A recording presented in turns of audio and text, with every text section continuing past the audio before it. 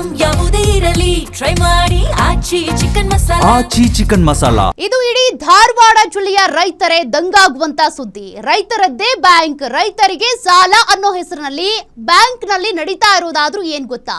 ರೈತರ ಹೆಸರಿನಲ್ಲಿ ಆರಂಭವಾದ ಬ್ಯಾಂಕ್ ನಲ್ಲಿ ಏನೆಲ್ಲ ನಡೀತಾ ಇದೆ? ಅವ್ಯವಹಾರ ಆರೋಪ ಕೇಳಿ ಬಂದಿದೆ.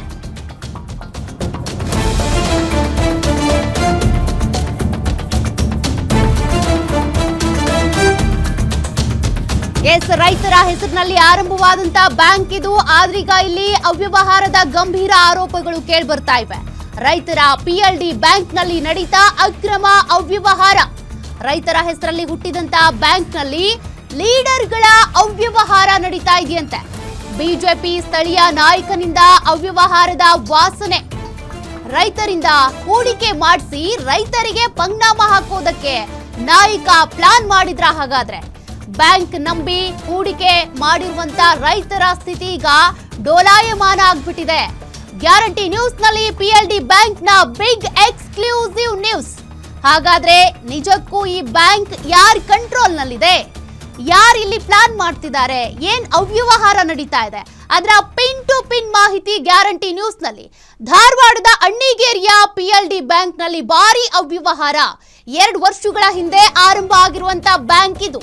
ಈವರೆಗೂ ನಡೆದೇ ಇಲ್ಲ ಯಾವುದೇ ಪತ್ರ ವ್ಯವಹಾರ. ಯಾಕೆಂದ್ರೆ ಇಲ್ಲಿ ಬರೀ ಅವ್ಯವಹಾರ, ಅಕ್ರಮವೇ ತಾಂಡವವಾಡ್ತಾ ಇದೆ. ರೈತರ ಪರಿಸ್ಥಿತಿ ಈಗ ಡೋಲಾಯಮಾನ ಆಗಿದೆ. ರೈತರ ಬಳಿ ಶೇರ್ ಪಡೆದು ಕೆಲವರಿಗೆ ಸಾಲ ಕೊಟ್ಟು ಸುಮ್ಮನಿರುವಂತ ಬ್ಯಾಂಕ್. ಅಷ್ಟಕ್ಕೆ ಸೀಮಿತವಾಗಿರುವ ಬ್ಯಾಂಕ್ನಿಂದ ಮುಂದಿನ ಯಾವುದೇ ವಹಿವಾಟು ಇಲ್ಲ. ಪತ್ರ ವ್ಯವಹಾರ ಅಂತೂ ಕೇಳಲೇಬೇಡಿ. ದೇವರಾಜ ದಾಡಿಭಾವಿ ಸಂಸ್ಥಾಪಕ ಅಧ್ಯಕ್ಷತೆಯಲ್ಲಿ ನಡೀತಾ ಇರುವಂತ ಬ್ಯಾಂಕ್ ಇದು. ಬಿಜೆಪಿಯ ದೊಡ್ಡ ನಾಯಕರ ಆಪ್ತರಾಗಿರುವಂತ ದೇವರಾಜ ದಾಡಿಭಾವಿ ಮಾಜಿ ಸಚಿವರ ಹೆಸರಿನ ಪ್ರಭಾವವನ್ನ ಬಳಸಿ ಬ್ಯಾಂಕ್ ಆರಂಭಿಸಿದ್ದಾರೆ. ಈ ದೇವರಾಜ್ ಮಾಜಿ ಸಚಿವ ಶಂಕರ ಪಾಟೀಲ್ ಮುನೇನಕೊಪ್ಪ ಅವರ ಸಂಬಂಧಿ ಅಂತೇಳಿ ಈ ಬ್ಯಾಂಕ್ ಶುರು ಮಾಡಿದ್ದಾರೆ. ಆದ್ರೆ ಬ್ಯಾಂಕ್ ನಲ್ಲಿ ನಡೀತಾ ಇರೋದೆಲ್ಲವೂ ಕೂಡ ಅವ್ಯವಹಾರ. ರೈತರಿಗೆ ಅನುಕೂಲ ಆಗುವಂತ ಯಾವ ಯೋಜನೆನೂ ಇಲ್ಲ, ಯಾವ ಕೆಲಸಗಳು ಇಲ್ಲ, ವ್ಯವಹಾರನೂ ಇಲ್ಲ.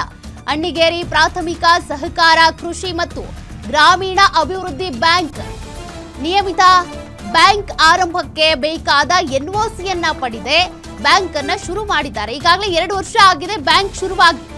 ನವಲಗುಂದ ಬ್ಯಾಂಕ್ನಿಂದ NOC ಪಡಿಬೇಕಾಗಿತ್ತು ಈ PLD ಬ್ಯಾಂಕ್. ಆದ್ರೆ ಇಲ್ಲಿ ಬರೀ ನಾಯಕರದ್ದೇ ಹಾವಳಿ. ನವಲಗುಂದ ಬ್ಯಾಂಕ್ ಅಧಿಕಾರಿಗಳು ಸದಸ್ಯರ ಗಮನಕ್ಕೆ ಬಾರದನೆ ಬ್ಯಾಂಕ್ ಅನ್ನ ಶುರು ಮಾಡಿಬಿಟ್ಟಿದ್ದಾರೆ. PLD ಬ್ಯಾಂಕ್ ರೀಜನಲ್ ಆಫೀಸರ್ಸ್ ಹಿಡಿದು ಈ ರೀತಿಯಾಗಿ ಬ್ಯಾಂಕ್ ಅನ್ನ ಶುರು ಮಾಡಿರೋದು ಯಾವಾಗ 24/4/2024 ಆರಂಭ ಆಗಿದೆ. ಅಂದಿನಿಂದ ಮಾಜಿ ಮಂತ್ರಿ ಹೆಸರೇಳ್ಕೊಂಡೇ ಎಲ್ಲೆಡೆ ದುರುಪಯೋಗ ಪಡಿಸ್ಕೊಳ್ತಾ ಇದ್ದಾರೆ. ಬ್ಯಾಂಕ್ ಯಾರದ್ದು, ಯಾರ ಅಧ್ಯಕ್ಷತೆಯಲ್ಲಿ ಆಗಿದೆ ಅಂದ್ರೆ ಮಾಜಿ ಮಂತ್ರಿಯ ಹೆಸರನ್ನ ಹೇಳ್ಕೊಂಡು ಬರ್ತಿದ್ದಾರೆ. ದೇವರಾಜ ದಾಡಿಭಾವಿ ಅವರದ್ದೇ ಇಲ್ಲಿ ದರ್ಬಾರ್ ಆಗ್ಬಿಟ್ಟಿದೆ. ಹಾಗಾದ್ರೆ ತಮ್ಮ ಅನುಕೂಲಕ್ಕಾಗಿ ಮಾಡ್ಕೊಂಡಿರುವಂತ ಬ್ಯಾಂಕ್ ಇದು. ರೈತರಿಗೆ ಯಾವುದೇ ಪ್ರಯೋಜನ ಇಲ್ಲ, ಹೆಸರು ಮಾತ್ರ ರೈತರಿಗೋಸ್ಕರನೇ ಇರುವಂತ ಬ್ಯಾಂಕ್ ಇದು ಅಂತ PLD ಬ್ಯಾಂಕ್. ಆದ್ರೆ ನಡೆಯೋದೆಲ್ಲವೂ ಕೂಡ ಅವ್ಯವಹಾರಗಳು. ಪತ್ರ ವ್ಯವಹಾರ ಇಲ್ಲ, ಯಾವುದಕ್ಕೂ ದಾಖಲೆಗಳಿಲ್ಲ, ವ್ಯಾಪಾರ ವಹಿವಾಟು ಇಲ್ಲ. ಬದಲಿಗೆ ಬರೀ ಇಂಥ ಲೀಡರ್ಸ್ಗಳದ್ದೇ ಇಲ್ಲಿ ವ್ಯವಹಾರ. ಹಾಗಾದ್ರೆ ಯಾವ ಉದ್ದೇಶಕ್ಕಾಗಿ ಇವರು ಬ್ಯಾಂಕ್ ಓಪನ್ ಮಾಡಿದ್ದು? ಆ ಪ್ರಶ್ನೆ ಅನುಮಾನಗಳೀಗ ಹುಟ್ಕೊಂಡಿದೆ. ನೋಡಿ, ಕೃಷಿ ಬ್ಯಾಂಕ್ ಅಂತಾನೆ ಮಾಡ್ಬಿಟ್ಟಿದ್ದಾರೆ. ಬಟ್ ಇಲ್ಲಿ ಯಾವುದೇ ಕೃಷಿ ಚಟುವಟಿಕೆಗಳಿಗೆ ಸಂಬಂಧಪಟ್ಟಂತೆ ರೈತರಿಗೆ ಅನುಕೂಲ ಆಗುವಂತೆ ಸಾಲ ಆಗ್ಲಿ, ಆ ವ್ಯವಹಾರಗಳು ಅದ್ಯಾವುದು ಕೂಡ ನಡೀತಾ ಇಲ್ಲ. ಇವ್ರು ಮಾಡಿದ್ದೇ ದರ್ಬಾರ್, ಆಡಿದ್ದೇ ಆಟ, ಆ ರೀತಿ ಆಗ್ಬಿಟ್ಟಿದೆ.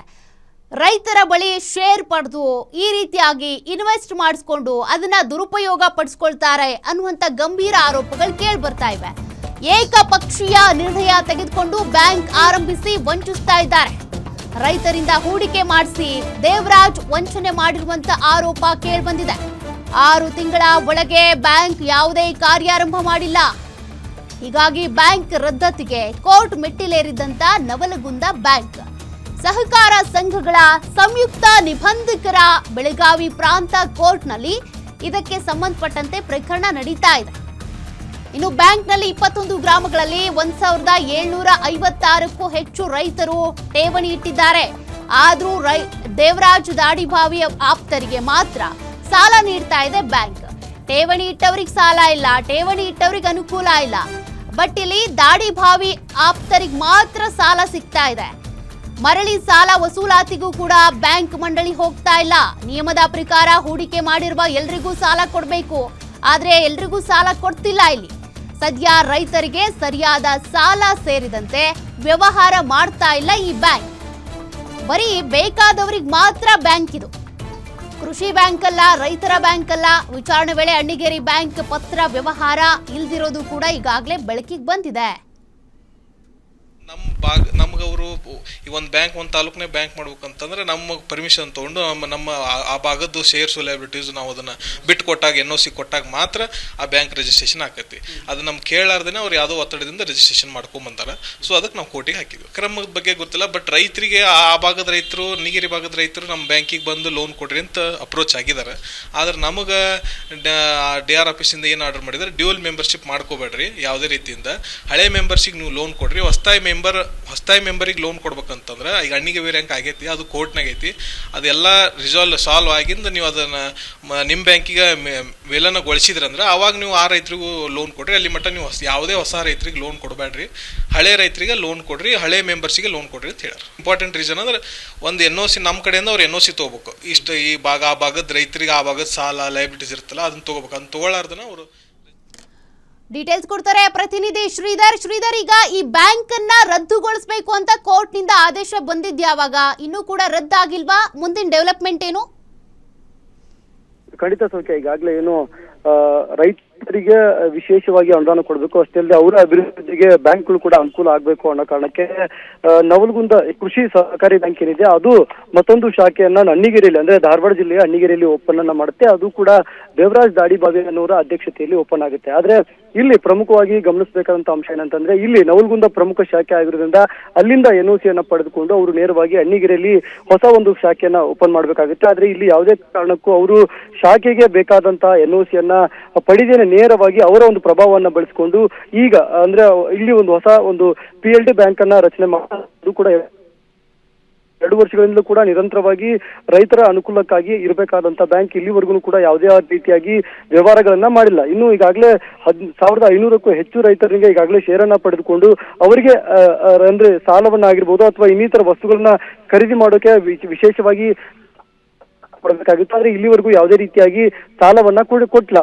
ಹೀಗಾಗಿ ನವಲಗುಂದ ಮತ್ತು ಅಣ್ಣಿಗೇರಿ ಎರಡೂ ಕೂಡ ಕೇವಲ 20 ಕಿಲೋಮೀಟರ್ ಅಂತರದಲ್ಲಿ ಇರುತ್ತೆ. ಹೀಗಾಗಿ ಇಲ್ಲಿ ಒಟ್ಟು 21 ಹಳ್ಳಿ ರೈತರು ಕೂಡ ನವಲಗುಂದ ಮತ್ತು ಅಣ್ಣಿಗೇರಿ ಅಂದ್ರೆ ಶಾಖೆಯನ್ನ ನಮ್ಮ ಅಣ್ಣಿಗೇರಿಯಲ್ಲಿ 1500ಕ್ಕೂ ಹೆಚ್ಚು ರೈತರು ಈಗ ಅಂದ್ರೆ ಶೇರ್ಗಳನ್ನ ಹೊಂದಿದ್ದು, ಆದ್ರೆ ಅವರಿಗೆ ಇಲ್ಲಿವರೆಗೂ ಯಾವುದೇ ರೀತಿಯಾಗಿ ವಿಶೇಷವಾಗಿ ಸಾಲವನ್ನ ಕೊಡುವಲ್ಲಿ ಈ ಒಂದು ಬ್ಯಾಂಕ್ ವಿಫಲ ಆಗಿದೆ ಅನ್ನೋದನ್ನ ಈಗ ನವಲಗುಂದ PLD ಬ್ಯಾಂಕ್ ನ ಅಧ್ಯಕ್ಷರು ಮತ್ತು ಸದಸ್ಯರು ಒಂದು ಅಪೀಲನ್ನ ಹೋಗ್ತಾರೆ. ಅಪೀಲ್ ಹೋದ ತಕ್ಷಣವೇ ಕೋರ್ಟ್ ಕೂಡ ಸಮಂಜಸವಾಗಿ ಇದನ್ನ ತನಿಖೆಯನ್ನ ಮಾಡುತ್ತೆ, ಅಂದ್ರೆ ವಿಶೇಷವಾಗಿ ಚರ್ಚೆಯನ್ನ ಮಾಡುತ್ತೆ. ಹೀಗಾಗಿ ಇಲ್ಲಿ ಒಂದಿಷ್ಟು ಲೋಪಗಳು ಕೂಡ ಅಂದ್ರೆ ಅಣ್ಣಿಗೇರಿ ಶಾಖೆಯ ಲೋಪಗಳು ಕೂಡ ನೇರವಾಗಿ ಕಂಡು ಬಂದಿದ್ರಿಂದ ಇದನ್ನ ಮುಚ್ಚಬೇಕು. ಅಷ್ಟೇ ಅಲ್ಲದೆ ಇದನ್ನ ನವಲಗುಂದ ವ್ಯಾಪ್ತಿಗೆ ಮತ್ತೆ ಮರು ಆಗುವಂಗೆ ಮಾಡಬೇಕು ಅನ್ನೋ ಒಂದು ಈಗಾಗಲೇ ಕೋರ್ಟ್ ಆದೇಶವನ್ನ ಮಾಡಿದೆ. ಈ ನಿಟ್ಟಿನಲ್ಲಿ ಏನು ದೇವರಾಜ್ ದಾಡಿಭಾವಿ ಇದ್ದಾರೆ ಅವರು ಸ್ಥಳೀಯವಾಗಿ ಯಾರ್ಯಾರು ಬೇಕು ತಮಗೆ ಇಷ್ಟ ರೀತಿಯಲ್ಲಿ ಒಂದು ರೀತಿಯಾಗಿ ಸರ್ವ ಸದಸ್ಯರನ್ನ ಮಾಡ್ಕೊಂಡಿದ್ರು. ಅಷ್ಟೇ ಅಲ್ಲದೆ ಬೇರೆ ಸದಸ್ಯರನ್ನ ಪಡಿಬೇಕು ಅಂದಲ್ಲಿ ಮತ್ತಷ್ಟು ರೂಲ್ಸ್ ಗಳನ್ನ ಹಾಕಿದ್ರು. ಇದು ಒಂದು ರೀತಿಯಾಗಿ ನವಲಗುಂದ